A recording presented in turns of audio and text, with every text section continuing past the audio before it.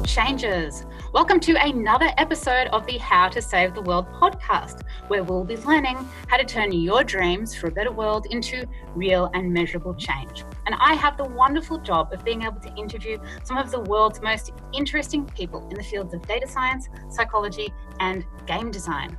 Today's guest on the show is April Xiaojing Xu. She has a PhD in experimental psychology from Washington State University and now conducts postdoctoral research about the psychology of energy consumption at the University of Tennessee. We are going to be talking about her insights about the real behavioral science behind what motivates people to save energy. And what's really interesting is that what we think motivates people to save energy or to do really any kind of environmental behavior at all is not always what actually works when it's put to the test. Welcome, April, to the show. Thank you so much for joining me today. So the burning question I have for you is, why do we need to apply the science of decision-making that you do in an academic context to all the efforts that we make in trying to change the world? Well, it's a very good question. I think, sadly, it's part of the frustration that we got from trying other ways. I think people tried the information approach, which is based on the assumption that people are not doing the right things because they're not well educated enough. So if we gave them the right amount of the knowledge, and then they will change their behavior accordingly. It's very natural. And we tried that and it didn't work. And another approach is to provide economic incentives for people to do stuff. And as we know, it doesn't work too. So I guess, unfortunately, it's out of some level frustration that we turn to behavioral science to try to change the world. That's exactly where I got to with my career. I used to run a media company that provided environmental information. And after years of doing that, I just thought, none of what I'm doing or what anyone else I knew was doing was really having any effect on people. And I discovered this thing called the value action gap. Can you explain what the value action gap is to everybody? Well, say if I conducted a survey and I asked my participants, would you do, how much you value the environment, you want to protect the environment, people will very likely score high on the survey. But if you measure their actual behaviors, they're not doing that. So there is a gap between what they value or what they thought they value and what they actually do. And it's hard to close the gap. Yeah, one thing that I've found from reading all of these journals, from the Journal of Environmental Psychology, is almost every introduction. The introduction explains the need for the study. Pretty much said getting people to do environmental behaviors is one of the hardest of all of the behaviors to get people to do. I mean, do you think that's true? I guess it depends. For some people who have very high environmental values, I think it may not be that difficult. But for others, it might be difficult. And because many of the behaviors, the environmental behaviors, are part of our habits, our routine of life. So it's very hard to change. If you don't spend extra energy in thinking about what you're doing, then it's really hard to change the behavior. Because in psychology, as we know, there is the bias, the status quo bias, which means that we tend to do what we are doing and we are really mindlessly doing what we are doing. So if we don't really have the motivation to change what we are doing, then to close the gap is really hard. So you're saying we're all kind of just stuck in these patterns of behavior just because we've kind of always been doing them, not necessarily for like a much bigger reason. Yeah, I feel like we need to have a force to get us realize what we are doing and to get us know the big picture in order to get people motivated to change their behavior and actually be more pro-environmental. This other thing that I think is really interesting that you just mentioned before, that, you know, we tried to educate people and found that didn't really affect behavior. And then we tried all these financial incentives and found that didn't really work. One thing that I hear people say over and over again, like so often, is, well, if you just provide people financial rewards, if companies just make money, if you just charge for it, i.e. charge for trash, charge for pollution, like that's all you've got to do. There's kind of a concept out there, and I feel the concept of changing people, that financial incentives will work 100% all of the time in every scenario. And in one of the behavioral psychology textbooks I read, I think it might have even been that famous nudge book. It said that, in economics, it's easy to just assume that all humans are what they call econs. Like we completely make, like we're machines that make only financial decisions. And so the kind of like the field of behavioral sciences kind of grown up basically saying we're not econs. We don't make decisions based on money or economic rationalism in every time, in every scenario. I mean, what have you found in your research that shows that when people just aren't responsive to a basic financial message? People are definitely not what they call econs. People are humans. And what we found in our research, we present 4 groups of people with little flyers like this. One of them showed how to save energy and the amount of carbon dioxide that you would save. And then the other set of flyers showed you how much money you would save when you would do these type of behaviors. I mean, what did you find after you gave these two sets of flyers out to your group of participants? So what we found is that the effect really depends. Before presenting the participants those flyers, we also measured them in terms of their environmental concern using this new ecological paradigm scale. And we also measure them in terms of their political orientation, if they're liberal or conservative. So what we found is that for people who have moderate level of environmental concern, then the environmental flyers are more effective. But for those ones who have really low or really high environmental concern, then the effect about the 2 sets of flyers are about the same. And also for people who have more liberal political orientation, then the environmental framed message is more effective. Well, for the ones who is more conservative, it doesn't matter. Oh, really? Because when I read the study, I thought that the financial one worked better for conservatives, but you're saying it doesn't really matter either way. It doesn't really matter because you know what? The concern for the energy cost, or say the motivation to save money, is very prevalent.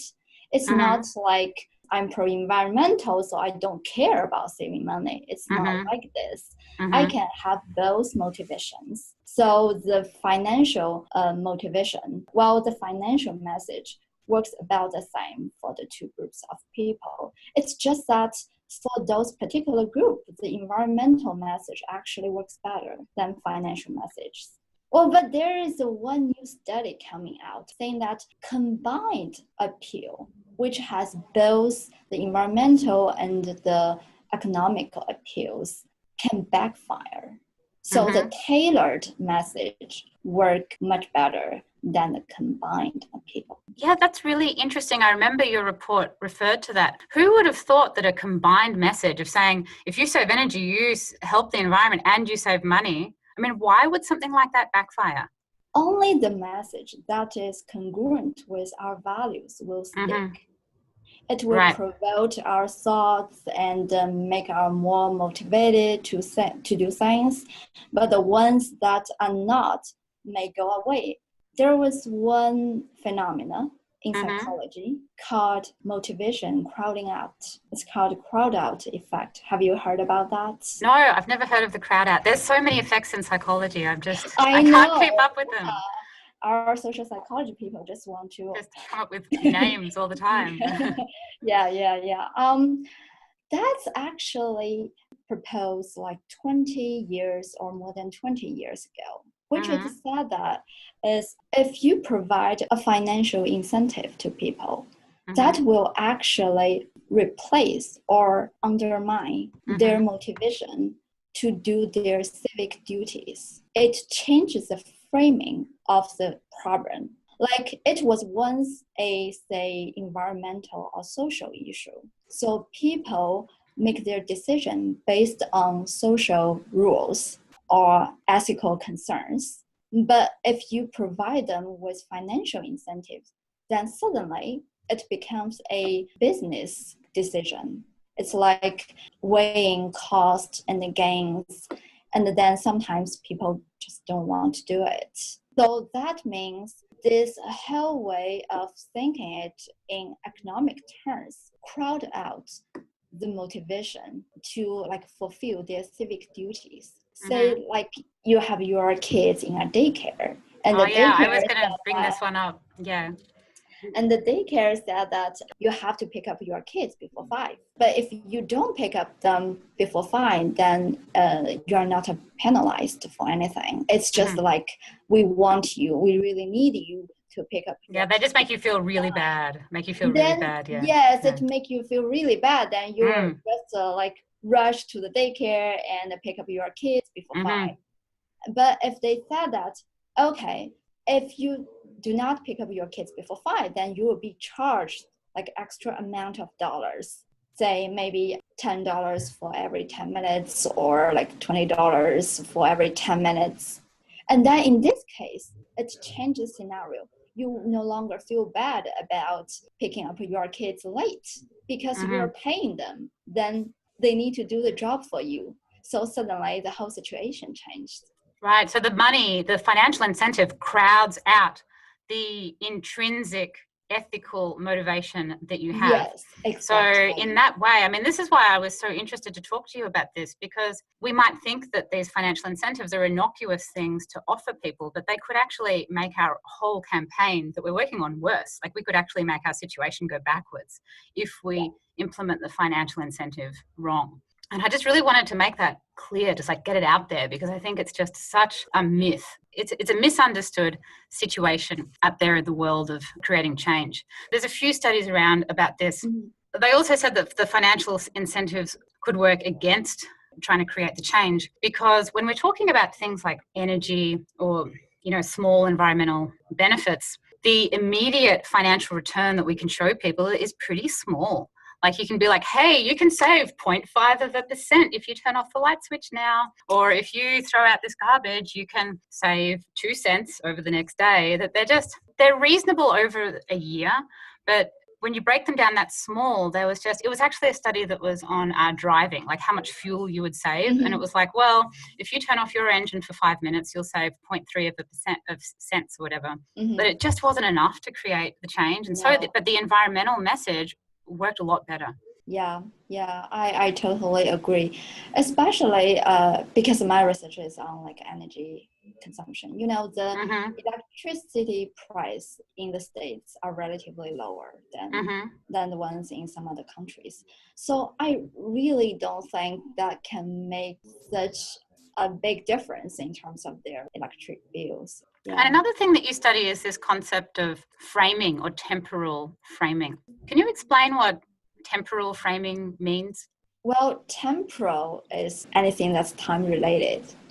Temporal framing of the benefit is that you could frame the benefit as something that you will gain like after a year, or something you will gain like after 10 years, or something you will gain like tomorrow. So it changes the distance, the temporal distance of that event from now. It's how you frame a particular like consequence time-wise. And the temporal framing, this idea of something being immediate or long-term, makes a big difference in how people are responsive to environmental behaviors. Is that true? I think so. I think to adopt a more forwarded thinking would help. I think one funny thing that's about not funny, like one unique thing about environmental issues or environmental dilemmas, as I would like to call them, are the conflict between the gains and the loss. It's like if I use energy like freely, I can set the temperature, the thermostat setting as low as I like in summer, and then I would get immediate comfort. But the benefit to the environment, it can only be like reviewed after years.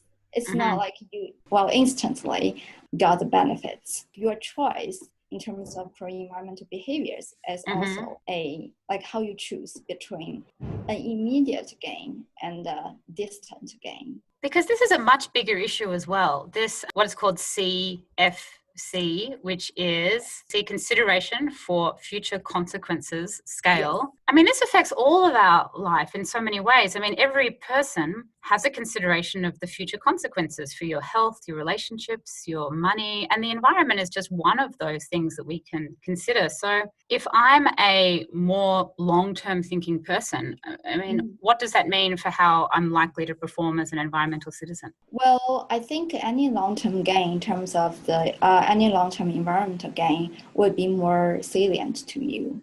That would mean a lot. You actually value them a lot in comparison with the immediate satisfaction. I think if you're long-term oriented or you're more concerned with the long-term consequences, then the environmental dilemma may be less of a dilemma for you. How could we improve what we do in our strategies to create change by understanding this? Well, say if I'm sitting down with an advertising agency and a graphic designer and a bunch of people from a city and a government and not-for-profits, and we want to get people to buy more electric vehicles. You know, if I'm working for a city or a large not-for-profit, or I'm trying to roll out a campaign and I'm thinking, okay, there's people that have a high long-term perspective, which are going to be more likely, and there's people that have like a lower long-term perspective. How could I use that understanding to make my campaign better? Well, it's an interesting question because you cannot have everyone tested in terms of their CFC before they walk into the campaign. Like you have no previous knowledge on that. So I think assuming that we have no previous knowledge and we need to design such a flyer, I think the safe strategy would be to put both the long-term oriented and the short-term oriented message there. So it appeals to different types of people who differ in terms of their CFC. But also what I would suggest, but I've never done this, I've never tried this, is to try a little bit priming technique, which is to have the people think ahead of them, think what will happen in 100 years ahead of, and then to ask them to imagine what our Earth would be like at that time. So like you're priming them to think ahead of what is happening now. Probably they will get more long-term minded. And then you provide the benefits of the electric vehicle in terms of like how it would do to our society and our environment, maybe what's the gain like in 10 years or 20 years, then I think the message would be more relevant and would seem more appealing. Well, that's a really exciting concept because I can completely imagine that being able to be implemented. Like if they made, for example, a commercial that said 2000, the year 2117, what would be the world then? And they could use images of being, wow, look, we're completely using electric vehicles and the world is solar powered and everybody gets along with each other. And you could show this world, kind of like spark this imagination of this world, and then give them the call to action to do the behavior. I was just going to say the important part is to put them in this mindset that they will consider and value what are going to happen in the future. The future-oriented benefits would appear as more appealing to them. And do you think there's anything that we can do to make people more future-orientated? Do you know that, you probably know that marshmallow study, the famous study. It's so cute. If anyone's listening and hasn't ever come across it, they get these kids to sit the kids in a room and tell the kids that they get one marshmallow and then they have to wait 10 minutes or something until they get a second marshmallow. Some kids just eat the marshmallow straight away, but other kids will wait for to get their second marshmallow, and they're like putting their hands on their face, they're like smelling it, licking it. And it was found over, I think the study went for like 20 years or something, that the kids that could have better long-term behavior, they could hold out and wait for the second marshmallow, did much better in life, in everything. Better grades, better marriages, better jobs. Like, is there anything that we can do to make people more long-term focused in every way? There is one paper, well, not paper, maybe a chapter of a book, talking about how we could maybe exercise CFC. Because, people who are higher on CFC, they usually, they have a clear goal and they act towards it. They show great perseverance and they finally make their goal. They got rewarded. So it's like a virtuous circle. the more they value the thing that's in the future, then the harder they try, and then they're more likely to get it. And then to reinforce their efforts towards a future goal. If something in the future doesn't look appealing, then you will maybe try less.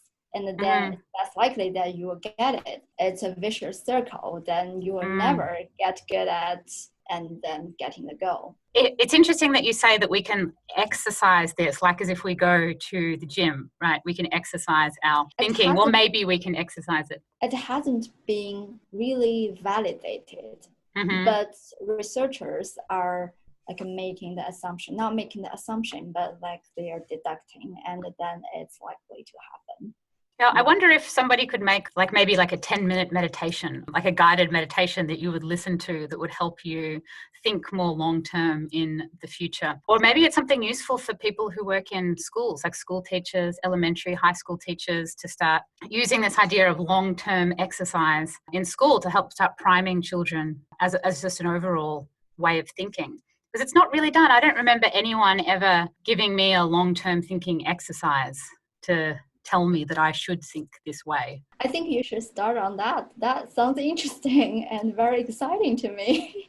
Well, actually, in the book that I'm writing, the How to Save the World book, the third chapter of the book, because it's 10 chapters and each chapter is a step of kind of like a design framework for developing an environmental strategy. The third step is all about visualizing the future, like the future that you want to create. Because so many environmental or people who are working on campaigns are really in the headspace of just putting out fires. Like, we have to stop that. We have to stop deforestation, stop extinction, but don't necessarily think about the world that we want to create. It's a more creative process, and I think it encourages innovation. So when you think about, I think what I'm just trying to say is that when you are in that mindset of thinking about the future, I think it encourages a much more creative type of thinking, an excited, positive way of thinking, than instead of just looking out for the bad things that we want to stop in the world. And then one thing, it's just a side note that I noticed about this, how we perceive this time horizon.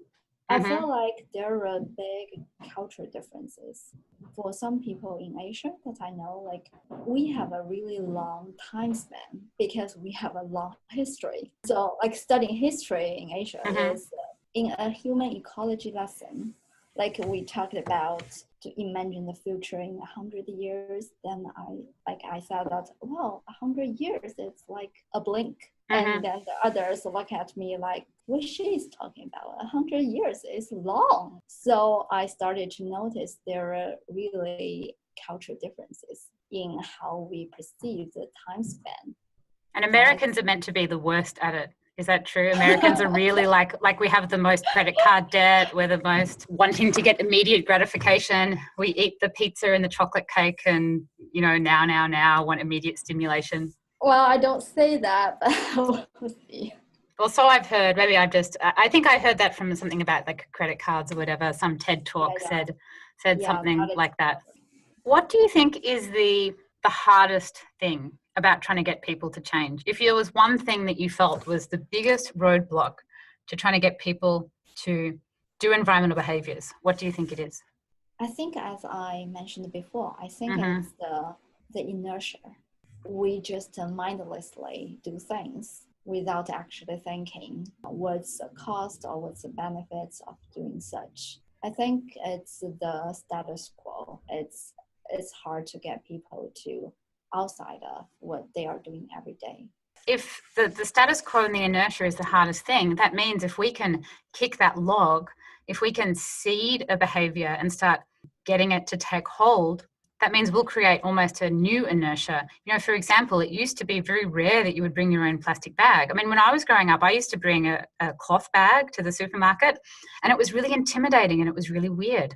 And now everybody does it. It only took, maybe that was 20 years ago, but it took less than 20 years for something that was completely strange and weird and really actually quite intimidating to become a social norm now. I mean, once we kick this log of this inertia, can we just create a new normal around all these behaviors? Yeah, absolutely. I think so. But I think my point is to make people be more mindful of what they're doing. I think that is hard. But if you could make people actually doing something good and it become a part of their habits or their routines, then that is that is good. You don't need to worry about this persistence issue, especially when we talk about the economic incentive. Like one thing we need to be concerned about is how long the effect will stay. And if someone's mindful about it, they're really starting to think more deeply, I mean, then the effect will stay longer. The motivation will come from within, will be intrinsic, right? Yeah, I think so. It will eventually get somewhere like near their like core values. Anything there will stay longer. Well, it's interesting that you bring up mindfulness because that's a popular topic now in psychology and in business and self-development. It's this mindfulness is the next big thing. And you're bringing it up in environmental behaviors. So environmental mindfulness has its whole branch now, right, of how we need to start getting people to consider the earth. Yeah, I think so. What is it that it excites you most? That really, I mean, doing a PhD and a whole lot of research requires a lot of motivation in this area. I mean, you must be deeply connected to it. I mean, what's the one thing that gets you really excited to get up in the morning and just to continue this study of humans and their relationship with energy? Well, I feel like change human behavior is definitely not easy. If we can make a little bit contribution to that, just one small step at a time, that will be very motivating. And like we got to do experiments on people. How fun. So is it really fun? I've never done an experiment on a person, but I think it does sound fun. So yes, I think, and because we got to study human behaviors, human cooperation, pro-social behaviors, and the novelties in human behaviors, I think the topics themselves are fun. And if when we are having fun, entertaining ourselves, and at the same time can contribute to the environment and our society, then that would be a plus. Well, that's when you've really reached the magic in your career, isn't it? Where you get to love what you do, contribute to the world, and also get paid as well. Just to wrap up, we were just talking before about, the world thinking long-term in 100 years. Where do you see your field of research and the benefit that it's done in 100 years? When was psychology as a science born? Not very long ago, I don't think. It was born in 1879, if remembered correctly. So it's about 140 years ago. And the people are still studying self-consciousness, I think, at that time. It has been a long way. At that time, classical economics was mainstream. And then now Daniel Kahneman and Richard Thaler won Nobel Prizes for behavioral economics. So our field has really been developing a lot. And what about environmental psychology? I mean, that's a whole lot newer than that as well. Yeah, I think so. I haven't looked into that, but I bet it's much newer. And I know the power grid is changing a lot. It will be changing a lot. Now it's very mature now. But I know the energy storage and energy transmission, the techniques will evolve. Really a lot. It's really hard to predict what type of energy system we are going to have in 100 years and what type of new relationships the utility companies are going to have with the consumers, or if there's actually a concept as consumers, maybe we're not consumers, with the distributed generation. And I think the field is going to change so much. But I think the study on human behaviors will still continue. It's just the type of questions and the paradigm we are studying in may be different, but the study will still go on. It is a fascinating area, and like you put it in the context of look how far psychology and behavioral economics have come in the space of just a bit more than 100 years. The growth in the field is just, and our understanding of ourselves has been exponential. I mean, it's just going to probably keep on growing in so many new ways, and maybe this concept that you bring up of bringing mindfulness to our behaviors, I mean, maybe that will grow a whole lot more as a field as well. Okay, well, that was an incredibly enlightening and fascinating conversation. Thank you so much for joining me today, April. Your research is very interesting, and just the whole field of behavioral science and environmentalism is incredibly interesting, and we can learn so many different things from it. If you're watching this interview on YouTube, you can also listen to it on the podcast on iTunes, and if you're on the podcast and you'd like to watch it on YouTube, you can also find it there. Don't forget to sign up to my website, katiepatrick.com. I have a whole lot of free downloads there and resources where you can learn more about data science, psychology, and game design to apply to your environmental change projects. Thanks again so much for watching, and I look forward to helping turn your dreams for a better world into real and measurable change.